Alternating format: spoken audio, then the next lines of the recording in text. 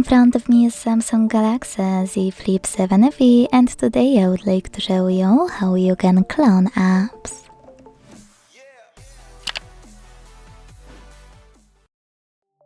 If you want to clone apps without any third-party apps required, follow this video, because all you need to do is open Settings and scroll all the way down to click on Advanced Features,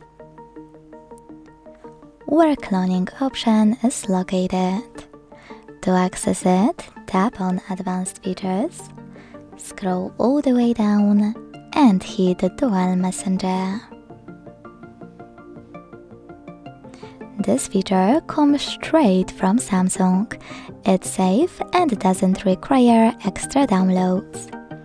Just click on the gray switcher next to any available app you wish to clone, in my case Facebook, and confirm your choice in the pop-up by tapping on Install.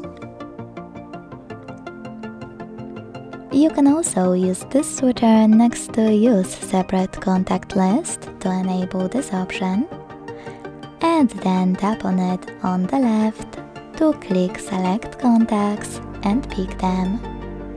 To do that, hit Add at the top right corner, select your contacts and hit Done. Then go back. If you want to disable this option, you can always use blue switcher at the top of Use Separate Contact List section. Hit OK to confirm your choice. Go back one more time. If you want to find your cloned app, just go into App menu and look for it here. As you can see, mine was successfully cloned.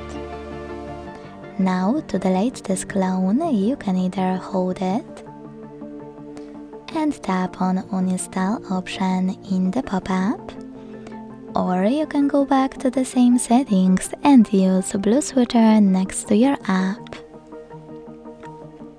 Then hit Uninstall and wait.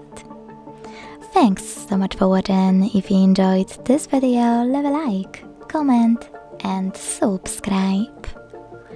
Bye!